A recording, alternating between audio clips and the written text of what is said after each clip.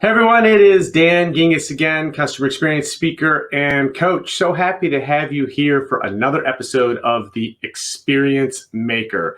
I'm super excited to introduce our guest today. Rafi Glantz is a senior, I remembered the senior, a partner success manager at a great company called Accessibe. I am completely obsessed with this company right now. We just featured them on the Experience This podcast a couple of episodes ago. Definitely go onto iTunes and look up Experience This and listen to that episode. It was really incredible. Rafi, so excited to have you on the show. Welcome. Thanks so much for having me. It's always nice to talk to you. Well, I am going to give you the floor for a minute or two because I'd love for you to introduce the audience to Accessibe. Sure. Thanks so much. So really briefly, Accessibe is web accessibility, or our slogan, web accessibility is Accessibe. To make a very long story short, according to the law and common sense and morals, websites need to be accessible to people with disabilities. And right now, less than 2% of websites in the US are. Our goal, our vision as a company is to change that. And by 2025, we hope to make every last website accessible. In service of that, we realized that because manual work making websites accessible is so expensive in time and money, like to give you a very broad idea, on average, it's going to cost you 10 grand a year to make your website accessible by hand. It's not accessible to most business owners. And so we realized that until web accessibility is automated, simple enough for the average business owner to deal with that on their own, and affordable, there's no way it can possibly be widespread. And we're very proud to believe, at least, that we've achieved that. Our pricing starts at $500 a year. We make any website accessible in 48 hours or less, and everything is totally session-based. So there's no permanent changes made to your code base, and there's no actual manual work that a business owner needs to do. We bring you up to WCAG 2.1 AA compliance, which is the level required by law. It's also the only internationally recognized set of guidelines for accessibility. And so wherever you are in the world, you can be sure that if you comply with the WCAG, your website is accessible to the widest range of people possible. Aside from just being a great thing to do, to comply with the law and be a good person, it's also makes a lot of business sense. 26%, according to the CDC, of American adults live with a disability today. So it's a very significant portion of the marketplace that you may not be opening your business up to. So we hope to help all different kinds of businesses and people out there make themselves available to everybody. I love that. And, I spent some time at Discover Card heading up digital customer experience, and I remember the work that was necessary in making the site accessible and following all the guidelines and regulations. And it was tons and tons of hours of coding, manual coding. I didn't know about Accessibe back then, but man, if I did, I would have absolutely brought it aboard. I want to share my screen for a second and maybe have you walk through. I'm going to actually share your website. But I'm wondering if you can walk through. I know that the experience for the user starts with this little guy here down on the right, the little circle with the human. I'm going to click on it. Maybe you can tell me what I'm seeing here. Absolutely. So for a lot of users, that is how it starts. You're right. But there's also users who use something called assistive technology. And that can be as simple as a screen reader or a braille reader. It can be a click stick. It can be all different kinds of technologies that people with a wide range of disabilities use to interact with the web. So in some cases, somebody may not be able to even see these buttons, or they may not be able to use a mouse to access it. So in those situations, our system detects the technology that's active on their computer, and we send them either a voice note or another prompt to turn on the adjustments that they need. Now, you saw those profiles up there, and those are super important. As an example, Seizure Safe, a lot of websites today, for marketing reasons and for attractiveness reasons, they'll have all kinds of animations on there. But what most of us don't consider, just because it's not something we deal with in our daily lives, is that animations and flashing lights can seriously harm people who may have seizure-related disorders or epilepsy. On the other hand, you have people who may have slightly less good vision in a variety of ways. So a vision impaired profile helps make things easier to see. There's we could spend all day on this. There's a super wide range of disabilities that various people have, and we have tons of different options available to make it as easy as possible for everybody to access the adjustments that they need, regardless of their abilities. Yeah, and one of the things that I was really that really got me excited about Accessibe was that you design these experiences with people who use them. So, for example, we had a chance to hear on the podcast from your chief vision officer who is actually blind and who started off as a user of Accessibe before joining the company. Tell me how important that is to actually be having people who use the product help to develop it. Oh, it's super, super important. Like, it's the difference between having a product that just protects you from being sued and having a product that actually lets people access your website. Because to be perfectly blunt, there's no such thing as a perfectly accessible website. It's a constant struggle to make it as best it can be. And people update their websites all the time. So a vital step is checking and testing with these people who have actual disabilities on a daily basis. Now, Mike Hingson is a special case because he's pretty amazing with his story and everything else. And what I love to say about him being the chief vision officer is what he says, which is you don't need sight to be a visionary, which we love that quote. Yeah. But, one of the guys who helped us create Accessibe in the first place is a D, also a gentleman who's blind since birth. And he became a developer because when he used his screen reader, JAWS, there were issues and he complained about it and nobody did anything. So he taught himself to code so that he'd be able to not just send complaints, but also solutions along with those. So we're really proud to work with him and people like him all the time because what most of us don't deal with people with disabilities on a regular basis. These people want to use the internet just like anybody else, and they're just as smart, if not smarter than everybody else. So taking their opinions and their experiences into account is just vital. Yeah, Jean Rose, you took the words right out of my mouth. She said, awesome. And that is exactly what I was thinking as well. Thank you for watching, Jean. I can't help but think from a customer experience perspective. You mentioned at the top of the show that it's the right thing to do morally and all that. And I completely agree with you. But even so, if you take a step back from the customer experience perspective, why would we prevent a customer from buying from us? Like, don't we want as many customers as we can get, no matter who they are? And if they want to pay us money, doesn't it make sense, all the sense in the world, for us to make it easy for them to engage with us? And that's one of the things I really love about Accessibe, because it makes, as I think you said, it makes accessibility accessible to companies Yes. without having to spend the thousands and thousands of man and woman hours programming, which I think is so cool.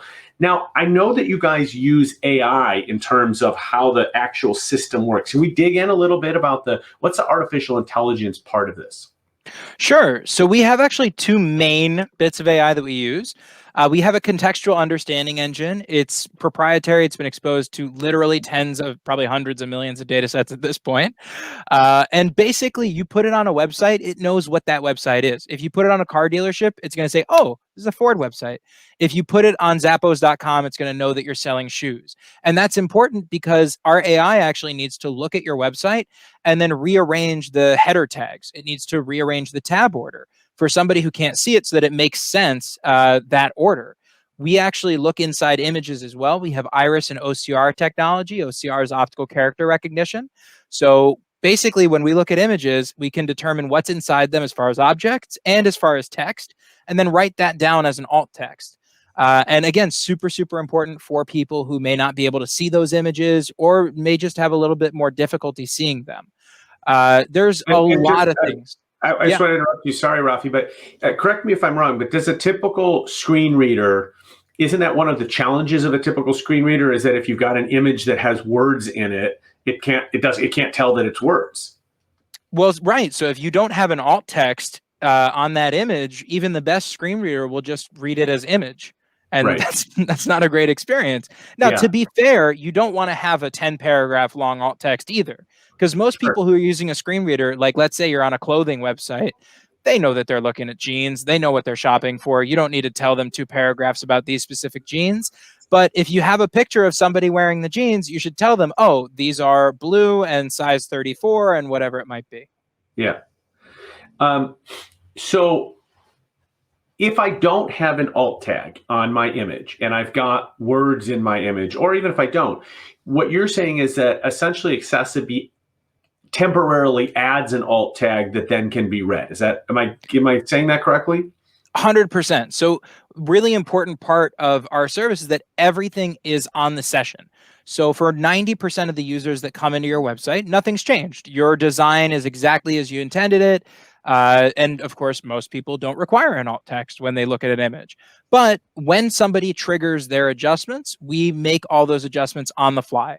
So if somebody turns on accessible mode, whether it's by clicking that button or whether it's hitting Alt-1, or any of the other triggers that we've implemented into the system, all of those relevant adjustments will be made only on their session. They won't impact anybody else's experience. And by the way, this is not just something for people with disabilities. Like I can tell you as the owner of a failed e-commerce store, if you sell anything online, you have to make it as easy as humanly possible for people to buy stuff from you. And Accessibe helps with that no matter who you are. Yeah, and actually, I was just going to go there. Is that, we've been talking a lot about visually impaired people, but tell me about some of the other disabilities that Accessibe addresses, because I'm going to go out on a limb and say that maybe they're not thought of as often as somebody who might be visually impaired. Absolutely. So in a lot of cases, people may have autism, dyslexia. They may have a little bit of cognitive disability. They may be aging into disabilities like Alzheimer's and be forgetful.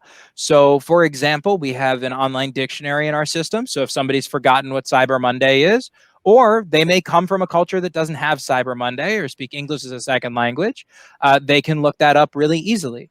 We may have somebody who has a seizure or epilepsy related disorder and needs to turn off all the animations like we saw before.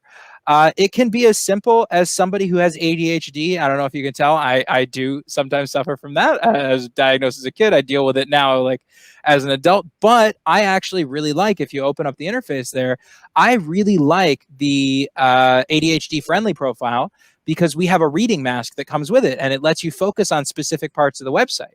And if you scroll down on the interface itself, we have an option to hide all the images as well. And for somebody who gets very easily distracted, hiding the images just to focus on the text of a website can be really helpful. Even just, let's say you don't have any disability at all, you're a student who's trying to focus on a particular piece of content to study, and you don't want to be bothered by the images, you can hide all the images directly. Or if it's That's really nighttime, cool. you can do a dark contrast. Yeah, There we we have go. tons and tons of options. Yeah, that's so cool. And I love this like little magnifier. It's really cool. And I could see, I could definitely see lots of other uses for this, even outside of ADHD, just sort of, it's just easier to kind of follow what's going on the site. So, and I think what is so cool about this, guys, is that this can be on any site. This isn't, you don't have to program anything. So tell me, let's say I'm interested in purchasing your software. What do I have to do as the site owner? And how much time and effort is it going to take for me to get this up and running later today? So it should take no longer than 3 to 5 minutes. I can tell you that it is, we intended it to be dummy proof, and the fact that I can do it means that it must be. We have plugins for pretty much every major CMS. So a lot of times you don't even have to come onto our website, but it really is just one line of JavaScript code. And the moment that's installed, our interface will pop up on your site. It'll start working. Within 48 hours, you are going to get an email from us with a statement of accessibility telling you that you are now accessible. And then immediately after that, we start our shot clock. So every 24 hours or every update, whichever one comes first, we're going to do a full scan of that website to make sure that the statement of accessibility we gave you is still valid. Because as you know, some websites like government websites will update once every 10 years, and other websites like e-commerce stores will update every 5 minutes. So we have to be on our toes with those. That totally makes sense. And what do people do with the statement? Like, is that just is it to make me feel better, or is it, what do I do with that? Well, it's available to everybody who comes into your website. It's available in the interface itself as well. It is a compliance requirement for the law and for the WCAG. if, God forbid, anybody approaches you with litigation about your website not being accessible, which unfortunately is becoming extremely common in the US, it's the first line of defense. Of course, we also have a pretty extensive litigation support package at no additional cost. We've helped literally 5,000 of our clients in the last year make lawsuits go away.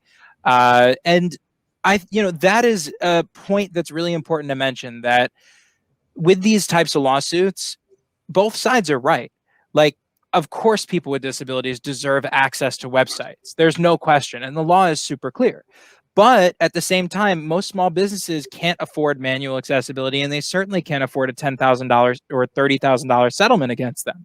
So having a solution like ours that can bring you into not just compliance, but actually make you accessible to everybody who wants to access your website is, I think, a great solution. And a way to hopefully bridge this gap between trying to make websites accessible manually and bluntly not being accessible to everybody, and all of these constant lawsuits. Yeah, I think you're right. That's the right trade-off there. So putting the website up on the screen, accessibe.com, basically the word accessible without the L in there. And it's accessibe.com. Definitely check out the site. I know we've been showing a little bit of it, but definitely worth the view. So tell me, Rafi, what's next in terms of accessibility? We went through a period where we had a lot of regulation, and it's very detailed. And if I recall correctly, there's different levels of compliance that you can hit. What do you think? What should businesses expect as we move forward? I think that probably and hopefully the Biden administration has already shown that they are passionate about web accessibility. They made whitehouse.gov accessible. They put out a call for accessibility developers to come work with them. Unfortunately, the most recent law that was proposed in Congress basically let businesses off the hook and said that you don't need to be accessible. There have been rulings both ways in circuit courts. We don't know exactly what's going to happen in a legal sense. But for businesses, I can tell you this. We recently joined the W3C, which is the organization that writes the web content accessibility guidelines. We're coming out with the 2.2 version relatively soon. There shouldn't be too many major updates there. It's just modernization more than anything else. I think that we're not going to see a significant change in the requirements. Your website does need to be accessible, and there are going to continue being these lawsuits. As long as it's allowed, people are going to keep sending them out because they're so profitable. And also because, again, people deserve access to websites, and less than 2% of websites in the US are accessible right now. So I think that the best thing that you can do is get yourself accessible as soon as possible. And tell everybody else about it too, because it's really not meant to be a big hurdle. It's not meant to be something that you need to stay awake at night worrying about. It should be something that you can say, okay, we're accessible. Let's move on and deal with the rest of our business, because we want to make sure that everybody can shop at our store. Just like in a restaurant where, if you make that restroom or you make that parking space, you don't need to deal with it every week. Yeah, exactly. And again, you can talk about the moral and ethical side of this. You can also just talk about the business side of this. Like, the fact that people are coming to your site, they want to engage with you or buy from you. Why not make it easy to do? When I worked in the credit card industry and I worked for Discover Card, as you may know, not every merchant accepts Discover. It's not quite as widely available as Visa and MasterCard. It's pretty darn close, but not everyone does. And I remember having some conversations with some merchants and it's a very similar question. Why would you stand in the way of somebody paying you? If they want to pay you with their Discover card, why would you not let them? It doesn't make any sense, right? If someone wants to give you money, take it. And I think the same is true here with accessibility, is that if somebody wants to do business with you and your site isn't accessible, you know what they're going to do? They're going to go to a site that is accessible, and that's going to be your competitor. So from a business perspective alone, it makes all the sense in the world, I think. And then that's if you want to completely ignore all of the goodwill and moral reasons for doing it, and it being the right thing to do, even if you want to bypass that, or frankly, even if, and I don't advise this, but even if you don't agree with that, there's still the business reason for doing it, right? Right. And to me, that I think that makes a ton of sense. So this is absolutely fascinating. Rafi, how do people get started with, what's the best way to get started with Accessibe? Well, on our website, on the top right, there's a button that says Start Free Trial. We give anybody who wants it a 7-day free trial, and that's the best way to start. I am pretty sure that our team does send out a couple of emails when that trial expires, but we have a live chat on our website. It is always manned by real people who are pretty darn smart. And if anybody has questions, I'm available. My team is available. We have a ton of resources for you, regardless of what questions you have, or what stage you're at, or what size your business is. And also on what you just said, I want to add that because less than 2% of websites are accessible right now, making yours accessible makes you stand out. And people with disabilities have a lot of trouble finding the right website for them because so few are accessible. So when they find one that is, they're going to be repeat customers. They're going to keep coming back. And a lot of times they'll send you a nice letter saying, thank you. And in service to that, we created a website that's going to be a search engine that only shows accessible websites as results, so that people with disabilities will be able to find the right store for them. That's awesome. And another piece of it, I don't know if you know, Rafi, but when I talk about customer experience, I always talk about how a remarkable customer experience can be your best marketing. And the reason is that when people have a good experience with you, they tell other people. Now, I know that a lot of folks with disabilities are in communities with other people that have the same disability. And so when you, again, find a website that works for you, what are you going to do? You're going to share it with other people because you want to spread that love. And that's one of the best ways that you can grow your business, is by having any customer talk about you in a positive way. And I absolutely love that. I have some friends who are part of the deaf community, and I actually wrote a piece a couple of years ago about social media's impact on the deaf community. I have one of my best friends, his brother is deaf, and growing up, I couldn't communicate at all with him because they don't know sign language. And today, he's one of the most active people on social media that I know, and I'm engaging with him all the time, and it's amazing. It's remarkable. And I think that it's so cool that we have this kind of technology. And if I recall, there was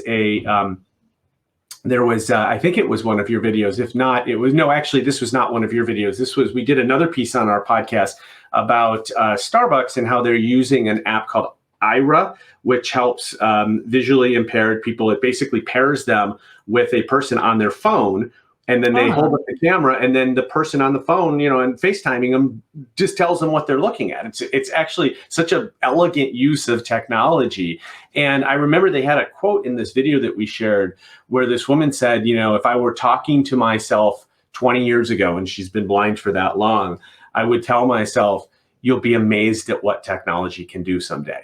And I think that's what's so cool, is that we're here. We're at a point in time where technology can solve a lot of this, and it is really, really amazing. And I've played around so much on your site and the different things that it can do, and it is really, really cool how not only does it change the site in real time, it doesn't disturb it, right? It doesn't distort it. It doesn't make it, it doesn't change the intention of the site or the beauty of the site or whatever. It just simply makes it better. And I would say I would finish with one last thing about customer experience, is that I always found that as we were going through, even when I had to do this manually at Discover, as we were going through the requirements for accessibility, I always found that making various pieces accessible almost always made the experience better for everyone, even for people that don't require the accessibility features. You make things clearer, you make things easier to see, you make things more obvious, you get rid of distractions. These are all good for any kind of a customer, right? We don't want a customer distracted when we're trying to get them to click a button, right? That's the worst thing we can do, is distract them with some flashing video over here. And so when we get rid of that, and maybe we're getting rid of it because we're focused on our ADHD customers, but the result is going to be, it's a better experience for everybody. I think when we look at accessibility through that lens, as we're making the experience better for everyone, not just this small population, right? I think that's often why your number is only at 2%, is that a lot of companies say, it's just a really small population. A, I don't think that's true. And B, the result of it is that you make the experience better for everyone. Agreed, 100%. And I'll add on to that really briefly, that it's the same thing in the physical world as well. You know, curb cuts, those ramps on sidewalks were introduced for people who need wheelchairs, but now most often today they're used by mothers pushing strollers, excuse me, or people who prefer not to jump up and down on curbs. It makes a better experience for everyone. Yeah, it's great for bicyclists as well. Yeah, I mean, exactly. And that's a terrific example of something that may have had one particular intended consequence, but ends up being a benefit for everyone. I'm going to put the website up one more time before we head out. It's accessibe.com. Definitely go check it out. As Rafi said at the beginning of the show, it's like $500 a year. I mean, this is not a giant investment to make your entire website accessible. So please check it out. Thank you, Rafi, so much for being here. Really appreciate you sharing this really important technology with us. I appreciate all your insights today. So happy to be here, Dan. Thanks for having me. You got it. And thank you for joining us once again. I want to introduce you to next week's guest as soon as I can bring him up on the screen. We've got Joe Adair. He is the CEO of a company called Voxcentrics. We're going to get back into the customer service support world next week and talk with Joe. Should be very interesting. Also, I would be remiss if I did not remind people that I have a brand new book coming out called The Experience Maker: How to Create Remarkable Experiences that Your Customers Can't Wait to Share. It is coming out on September 14th, but it is available now for pre-order on your favorite book website. Once again, I'm Dan Gingiss, customer experience speaker and coach. Thank you so much for joining me today on the Experience Maker Show. We'll be back next week and every Thursday at noon Eastern. Have a great rest of the week and a terrific weekend.